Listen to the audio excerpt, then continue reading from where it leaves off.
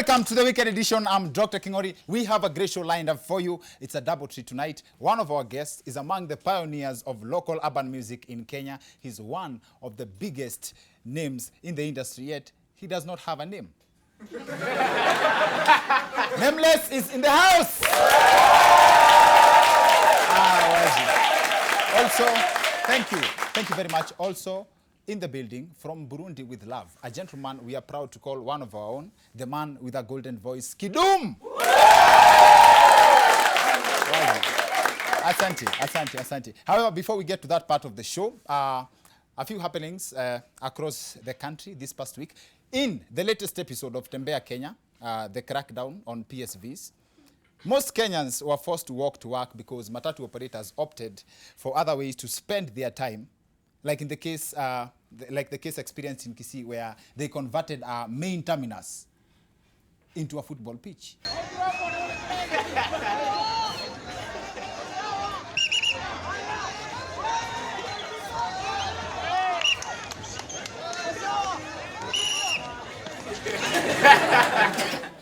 Ni madere na makanga. First of all, that confirms the 2017 statistics by the United Nations Populations Fund that wakati makanga wako kwa gari, they are busy out there wakipeana ball. Now, depending on how you look at it, this can also be symbolic to how they play with the lives of Kenyans. Ama vile uchengana na polisi kwa barabara. Now, the strike only lasted for a day, and I believe it's because the Interior CS, Fred Matiang'i, insisted that it will no longer be business as usual. We are not relenting. So don't ask me about sustainability. This must be our way of life. Now turudi bandi mali tumetoka. IG, maybe you can say something. No, you said it all. Yeah. You said it all. Now, my highlight of that clip has to be the Police Inspector General's reaction. Watch this. IG, maybe you can say something. No, you said it all. Yeah. You said it all. Sawa. Perhaps I can just give a few figures. Really? That explains so much about police response in Kenya. Seems like as a police officer, before you say anything in front of the media, whatever it is, kwanza katai your story. IG, maybe you can say something. No, you said it all. Sawa. Perhaps I can just give a few figures. See, in a more relatable context, this is also the typical first reaction of a Kenyan when offered food. Ngeve, karibu tukule. Aki asante, mimi ni kama nimeshiba serious. Alafu hot pot inafunguliwa. Kumbe ni fry. Yani Paminas unaambia mtu karibu kabla shemeji hajafungua sava. Wacha nioje, msianze kusema ati jogu ni mchawi ya kuragi kwa wenyewe. See, anyway, that's besides the point. When it comes to road safety, mtu anaweza sema yenyewe ati miwa ni wase wa Nduthi. Now, check out this clip of Nduthi guy explaining why they openly disregard traffic rules and see if you'll still hold their same opinion after. Wakati mnaonanga sisi tunapita wrong side, si kupenda kwetu. Manake kama wrong side ndio clear, hadi nipite wrong side. Kuliko nikae ati nitii sheria nikae kwa jam, wanipate huko katikati sababu siwezi epuka. Huko ndio wanapenda sana kwa jam. Unaanga sisi tunaluka pavement, si kupenda kwetu. Manake hata pale kwa matani kienda simama pale kwa matani ngojee mataa, hapo ndio na take advantage ya kunishika. Sasa sisi tunavukanga mataa kiholela, sio sababu sisi ni mang'aa. Sababu nikitii sheria nashikwa. Si afadhali tu nivunje na niepuke. Mungu atamsaidia. Yaani mtu wa Nduthi afadhali agongwe na gari akufe, lakini asishikwe na mtu wa kanjo. Afadhali upite wrong side, ugongwe na gari ukufe, uende mbinguni. Unajua mbele za Bwana unaweza jitetea. Kanjo akikushika ni jehanamu direct. This is a very twisted interpretation of the Kenyan traffic rules by this Nduthi guy. To him, keep left simply means that he should never be on the right. And to put this into perspective, this is like a case where makanga hana uniform, so anaingia kazi uchi sababu akivaa nguo zingine atashikwa. Iende na bao! Customer media anachukua pesa leo. Unajua sikuwa na uniform, ndipo nikaonelea niingie kazi tupu. Unajua siwezi shikwa sababu, hauwezi shikwa sababu ya nguo kama hakuna nguo umevaa. Iende na bao! In fact, customer, unajua ukiwa open, sio hata sababu ya kushikwa peke yake ndio polisi hana. Hata mahali atakushikia. See, according to that Nduthi guy's reasoning, this this would make sense. But I don't think it's his fault that he thinks like that. Najua ni hizo jackets. Unajua msee Nduthi akivaa hizo jackets zao hata mbili anachemka kuliko engineer hiyo pikipiki yake. Anyway, that said, those are just among the many happenings across the country this week. And now, to the main subject of our show tonight. During the funeral of legendary Benga musician Kamaru, President Uhuru invited musicians for a meeting at State House, Wakulembuzi. Up until this moment, this meeting has not happened because State House realized that musicians in Kenya were so many that if they were to all go to State House, the people who would remain outside State House across the whole country during that meeting, ndio kumbe wanazaga wanambuzi moja na ibada. See, the State House invitation explains why it's very difficult to define a musician in Kenya. Almost everyone is a musician in this country. If you have come across this poster doing rounds on social media, then you know what I'm talking about. For real. These are artists expected to perform at that concert. But at first glance, it would pass for a group photo of Puga. Puga kwa wale wajui stands for the Pipeline Estate WhatsApp Group Admins Association. And each face in that poster, each face, every single face, stands for technically 800,000 people. Now, on the president's invitation, one goat can be enough, cannot be enough. Mbuzi moja hizi tosha, everyone who calls themselves a musician. But if we were to go by the true definition of a musician in Kenya, hawezi maliza hata sungura moja. Oh, hata sungura ni musician. Now, see, yes, it's clear that what the president did not know at that funeral is that he was the only non-musician.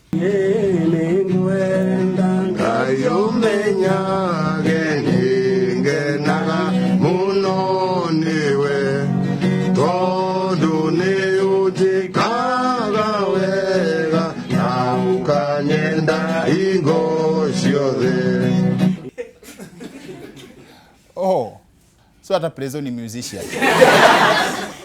Now it makes sense when the blog said Prezo anaimba gospel. Kumbe all this time they meant ule Prezo wa kurap nyama na gazeti, sio ule wa kurap Notiflow na Kamene Ngoro. See, in this case, in the next national event, then instead of wananchi, then the president can as well address as wanamuziki wenzangu. However, the fact that we have this many musicians does not mean that you should despise anyone because you don't like how they sing. This was harmonized before angarishwe na Wasafi. Penda Maraika, Maraika, ninakupenda Maraika. Maraika. Yaani umewaribu sana wewe. Ulikuwa unafanya mazoezi nje hapo eh? Ndio. Nilikusikia, nishakupa no tangia mazoezi. No.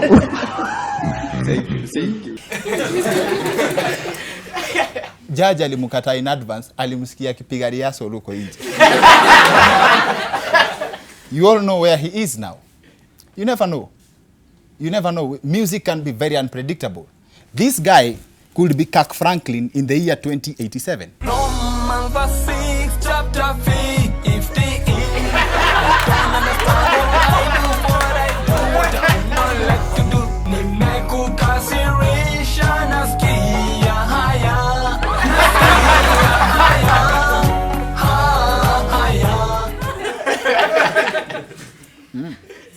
If you have trouble believing that this guy could be R. Kelly in 1,000 years from now, then Google Mheshimiwa Jaguar. Anyway, the scramble for the State House invite was because most musicians want to visit the president waone vile wanaweza saidika. And that's not who we are talking about on the show tonight. The subject of our show are the musicians. The subject on our show are the musicians who focus on vile wanaweza saidia. Again, we have many of those too. The biggest charity project by musicians has to be the We Are the World that brought together greats like Michael Jackson, Lionel Richie, Stevie Wonder, among others. And they raised $63 million at the time. When adjusted to inflation rate, that comes to over 140 billion shillings today in funds for Africa. Locally, we also have artists who have come up with foundations that have impacted positively on the society. Among them, the Jaza Lori initiative where Kenyan musicians came through in a very big way for drought-stricken areas. Other musicians like Jaguar, Octopizo have also spearheaded projects to benefit people directly. Our guests tonight are part of most, if not all, local charity initiatives. Nameless and Kidum join us on the other end of this break to break this down even further. See you guys in a bit.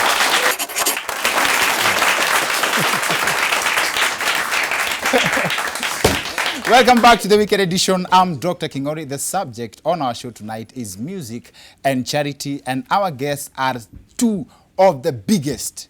This is not even arguably. They are two of the biggest artists in this country. Nameless and Kidum.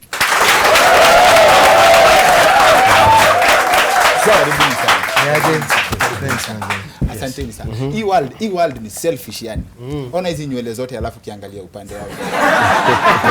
Naumia Baridi. Hapana, hakuna baridi. Joto. Joto Oh, joto. Nilikataa nywele nikiwa mdogo. Till today. Azimeangi. Mimi hata nikipewa ya Nameless natupa. Utaki. Napendanga vile watu jicomfort na kweli sipendi nywele. Sasa na nikapata kipara. Pia ulikapata kipara? Hata utakuja kuna shida. Karibuni sana kwa show. Leo tunapiga story ya charity na muziki. First of all, you have a concert coming up. We'll talk about that in a bit. Kidum mazee. Ulikamu ukatuvuruga na sound noma. Alafu kidogo ukaenda ukatulia. Nini hapo?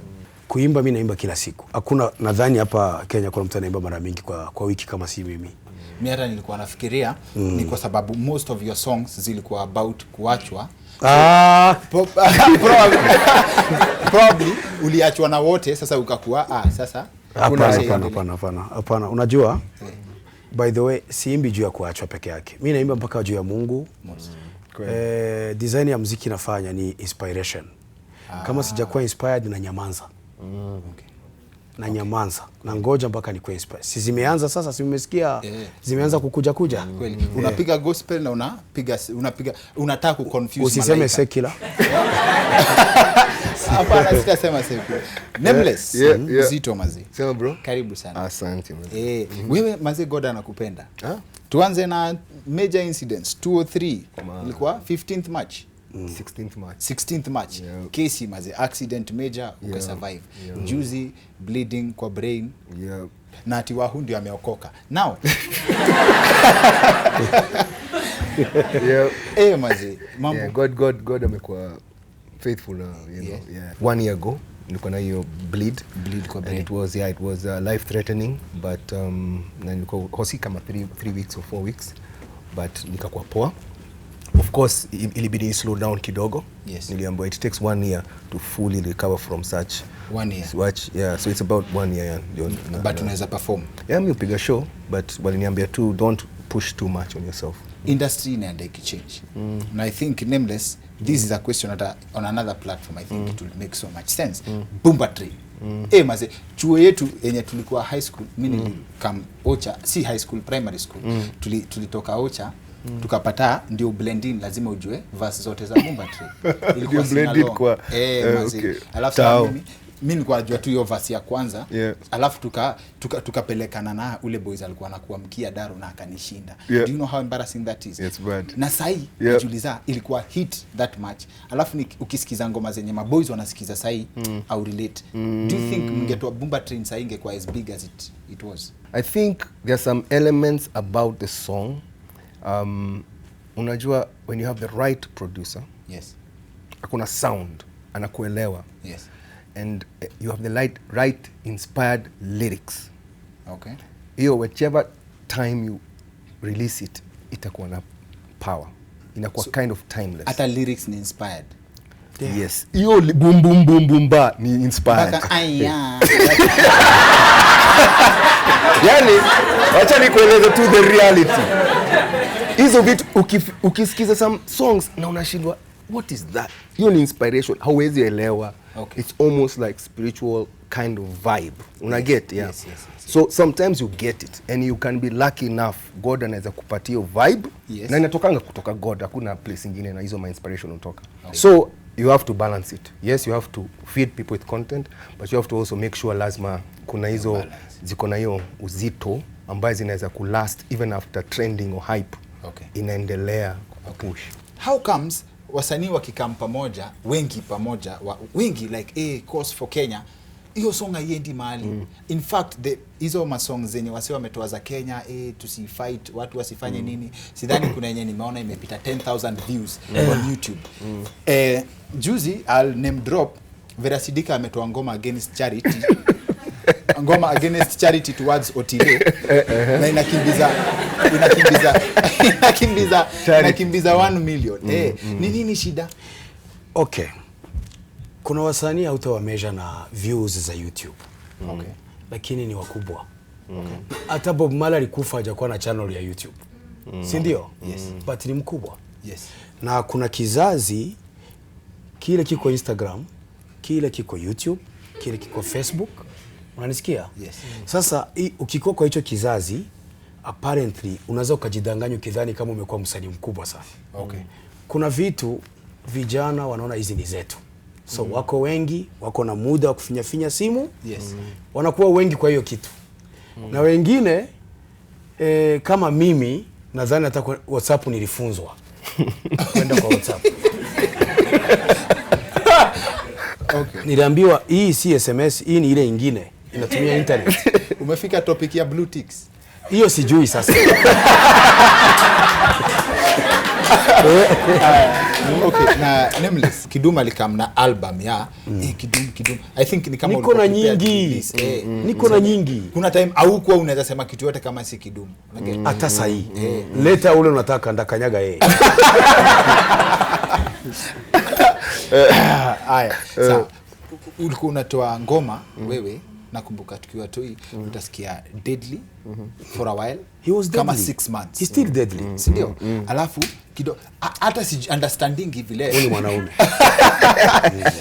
Ni mzito. Wewe ni mwanaume. Bless him, bro. Sijui how comes Bomba Train hizo zote zilitoka ninanoki, alafu maisha ikakam later. Unaget? Na zote ni ngoma zilikuwa zinapiga kama hiyo 6 months. Sasa hiyo ukitoa ngoma kali kama hiyo na hii kitu Kiduma anasema ya watu wanatoa ngoma 2020. Do you think inaleta competition mob mpaka watu wanakuwa distracted from quality of music, ama you can still do such quality music na last that long? Sasa unaweza jiamini na kutoa ngoma moja alafu ukajifiche 6 months. Unajua, the reality is you have to change with the time. If you're growing, you must change with the time. Things change, so you have to adjust with it. Okay. But you have to still lazima retain na kitu that is still you. Okay. You get? So if unaandikanga ngoma through inspiration vile nasema, yes, then that's your strength. Maybe if you have a extreme, unajua kuna hiyo kutoa monster hit. Yes. Monster hit inaweza kukaa hata kama ni wani ya peke yako. Unaget? Yes, kama vile Kona, unajua unakumbuka Kona? Yes, ilifanywa na Mafikizolo. Yes. Yeah. Hiyo ilikuwa heavy song. Unaget? And it lasted for a long time. Yes. Unajua and stuff like that, and it took over the alafu ikakufa. Alafu ikakufa. So you get it can stay for long. You get? So unanipata? Unajua kwa hii conversation zote hizi ngoma zingine Kiduma anaziua hapa. Zake ndio kanyage ilikufa wakazika. Kuna Kona ushasikia tena? Ilikufia kwa Kona kwa.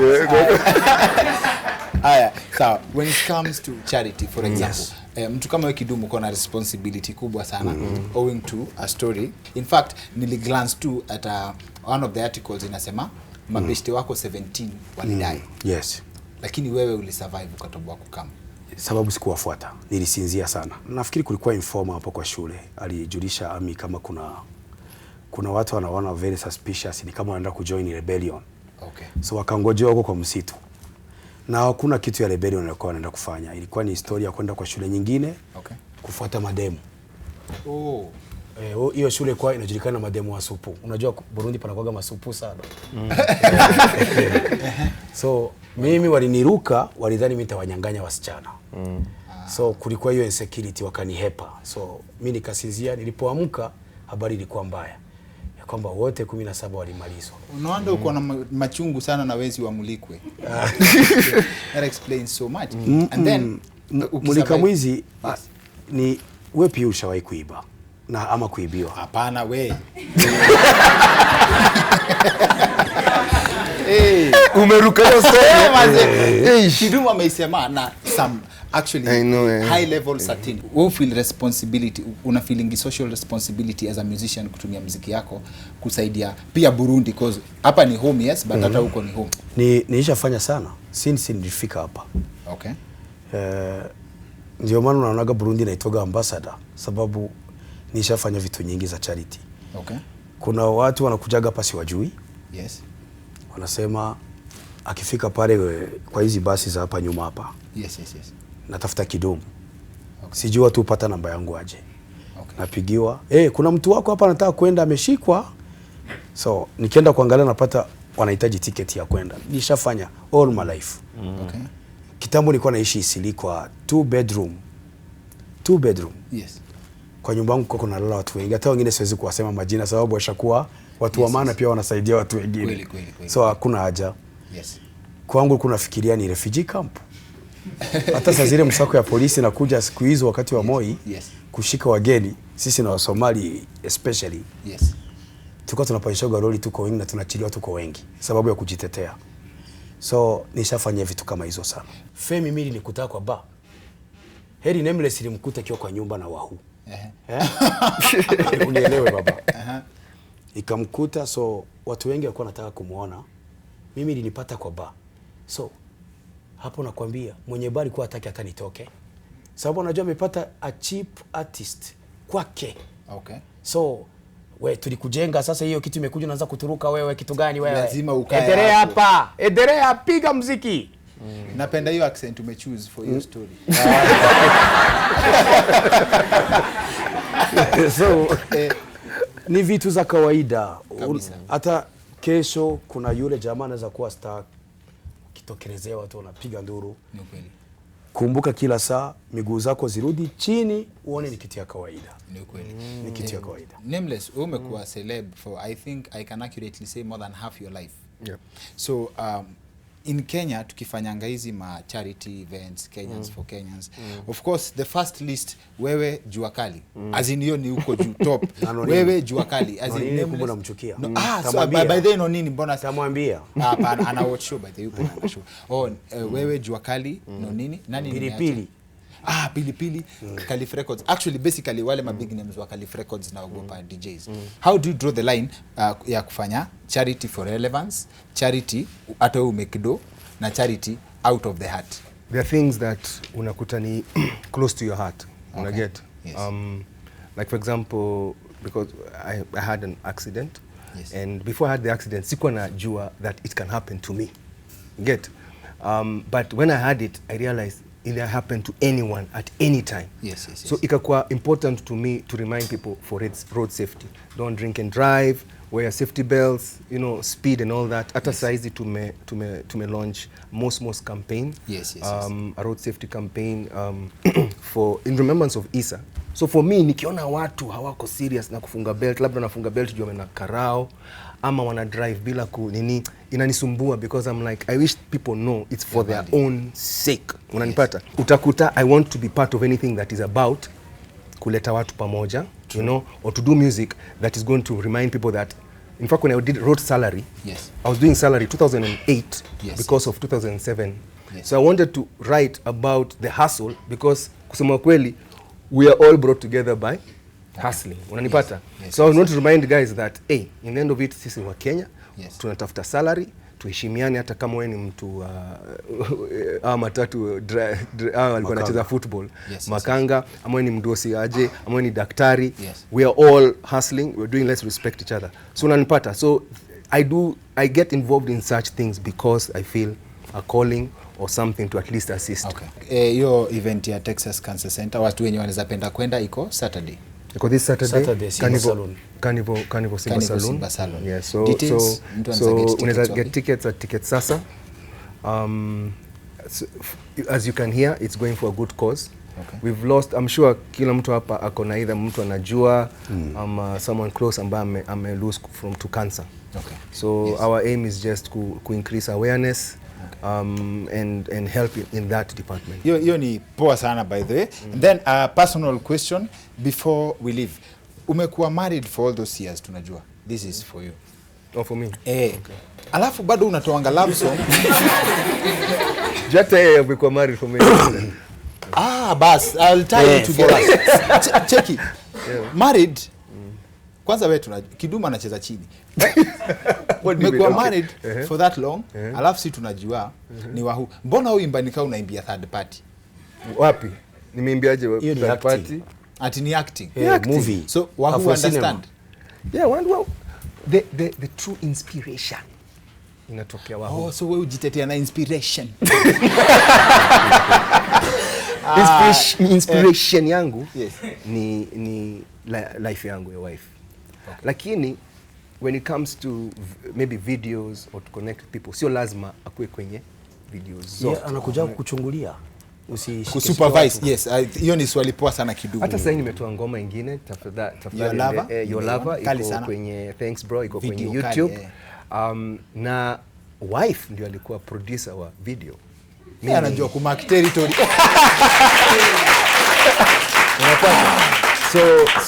So tangu, because we studied video journalism kusema kweli mimi na yeye. Okay. So whenever she's doing her videos, me produce na msaidia na hiyo. When I'm doing my video, he'll produce. So it's as you said, ni acting. It's acting, you get? So sometimes naonanga comments, I wish ungeka huko hii video, yes. Ama sijui what, ama manze vile umeangalia dem nini, unajua? At me I feel sorry for her because nasema man, you know, ni acting man. But to be honest, hata my mom sometimes nakumbuka nilipotoa Sunshine, manzangu alisema manze hapo ilikuwa mnaka iko real, like hiyo feeling ilikuwa real, but ni acting, so anaelewa. But see, I thought autoangi hizi vitu ndio watu wasione vile unaangalia madem. Sasa hii story gani huja?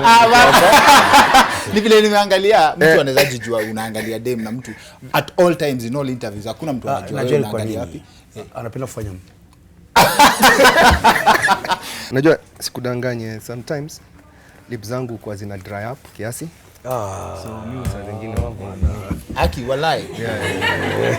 Una display dry spell on TV just like that. Aya, sawa watu wako Kidum. Na Nameless. Alafu just to clarify juu naona labda mumeona viatu zangu ziko a bit dusty. Yes. Na sitaki tu iko tu nini. Yeah, sikiza, nilikuwa nimetoka site kidogo. So sikuwa na mimi nimetoa Kirinyaga pia sio peke yako. Kweli. So sikuwa nimetoka chance kunini. So msione vibaya. Nilikuwa tu alafu unasikia matrizi ime strike. Ona. Yeah. So alafu ana zoom in.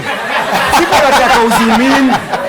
Nilikuwa nasema tu in case I needed to explain ndio. Unajua huku social media mtu ataanza kuweka stories zingine hapo. Tunawajua. Tunawajua. So nataka tu clarify. Sasa una blog before the blogs. Yes. Yeah. They were great guests, ndio? Wapi makofi yao? Asanteni sana. That's it for the weekend edition. See you next week. My name is Dr. Kidum.